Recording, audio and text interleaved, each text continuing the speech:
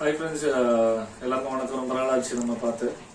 So எப்படி இருக்கீங்க எல்லாரும்? இன்னைக்கு நம்ம பார்க்க போகிற வீடியோ வந்து தண்டங்கீரையில் வந்து சாம்பார் வைக்க போகிறோம். ஸோ தண்டங்கீரைங்கிறது வந்து எனக்கு தெரிஞ்சு நீங்கள் மோஸ்ட்லி பார்த்துருப்பீங்க.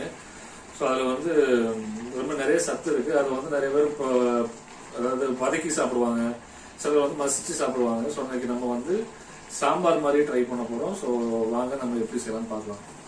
ஓகே, ஸோ நம்ம இப்போ செய்ய ஸ்டார்ட் பண்ணலாம். நான் செய்யும் போது என்னென்ன பொருள் தேவைங்கிறது நான் சொல்றேன். இப்போ நான் புளி வந்து ஒரு எலுமிச்சம்பழம் அளவுக்கு நான் ஊற வச்சு அதை நல்லா கரைச்சி வச்சிருக்கேன். ஸோ டேரக்டாவே நான் புளி தண்ணி இதில் ஆட் பண்றேன். ஸோ இது கொஞ்சம் வித்தியாசமா தான் இருக்கும் செய்யறதுக்கு. ஸோ நீங்க ஃபுல் வீடியோ பாருங்க, உங்களுக்கு ஒரு ஐடியா கிடைக்கும். ஸோ இப்போ நான் சின்ன வெங்காயத்தை வந்து ஒரு 150 கிராம் கிட்ட எடுத்துட்டு அதை வந்து நான் வந்து சின்ன சின்னதாக கட் பண்ணி வச்சிருக்கேன். ஸோ அதையும் அதுக்கப்புறம் ஒரு 4 பல் அதாவது பூண்டு வந்து எடுத்து வச்சிருக்கேன். ஸோ அதையும் இதில் முதல்ல ஆட் பண்ணிக்கிறேன். அப்புறம் இதுலயே தக்காளியும் ஆட் பண்ணிக்கிறேன்.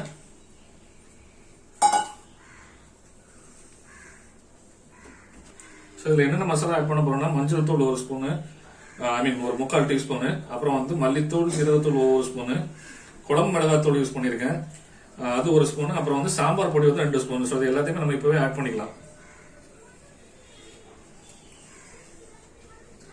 இப்போ இதுல தேவையான அளவுக்கு உப்பு ஆட் பண்ணிக்கோங்க.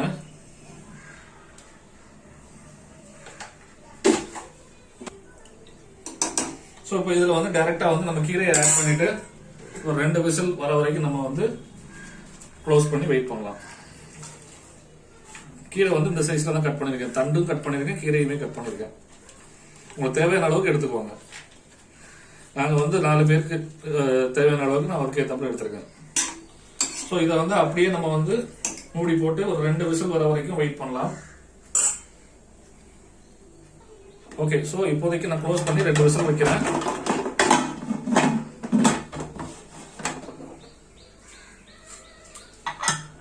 ஓகே, நம்ம வெயிட் பண்ணலாம். ஓகே, ஸோ இப்போ விசில் போயிடுச்சு. ஸோ இப்போ நான் அதுக்கு முன்னாடி என்ன பண்ணிருக்கேன்னா வந்து துவரம் பருப்பு வந்து ஒரு கை அளவுக்கு வந்து நான் அதாவது வேக வச்சு வச்சிருக்கேன். நல்ல மைய அவிகிற மாதிரி இந்த ஸ்டேட்டஸ்ல வந்து அவிச்சு வச்சிருக்கேன். ஸோ இதை வந்து நான் இப்போ இதில் சேர்த்துக்கிறேன். இதில் சேர்த்துட்டு இதை கொதிக்கிற டைம்ல நம்ம வந்து தாளிச்சு ஊற்றிடலாம்.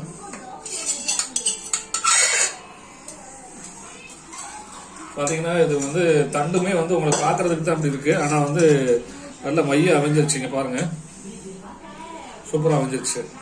ஸோ இது நல்லா கொதிக்கிட்டோம். இந்த கொதிக்கிற டைம்ல வந்து நம்ம வந்து தாளிச்சு ஊத்திட்டு அதுக்கப்புறம் உப்பு எல்லாமே தேவையான அளவுக்கு ஆட் பண்ணி நம்ம சாப்பிட ஆரம்பிச்சிடலாம். ஓகே, இப்போ நம்ம தாளிக்கிறதுக்கு வந்து கொஞ்சமா எண்ணெய் ஊத்திக்கிட்டு எண்ணெய் காஞ்சதுக்கு அப்புறம் அதுல வந்து கொஞ்சம் கடுகு நல்லா வெடிச்சதுக்கு அப்புறம் வந்து அதுல வந்து 2 காஞ்ச வத்தல், கொஞ்சம் இதுல வெங்காயமும் சேர்த்துக்கலாம். முதல்ல கட் பண்ணும் போதே நான் எதுவும் சேர்த்து கட் பண்ணி வச்சிருக்கேன். வந்து வெங்காயம் நல்லா வதங்கிருச்சு. இதுலயே கொஞ்சம் வந்து பெருங்காயத்தூள் சேர்த்துக்கோங்க, நல்லா வாசனையா இருக்கும். அதே மாதிரி இது வந்து ஜீவனத்துக்கு நல்லது. இது என்னது பாதி இங்க இப்போ நல்லா வெங்காயம் வதங்கிடுச்சு. இதுல நம்ம கருவேப்பிலையும் சேர்த்துட்டு இதை நல்லா மிக்ஸ் பண்ணி விட்டு நம்ம வந்து ஒரு சாம்பாரோட சேர்த்துக்கலாம். ஓகே,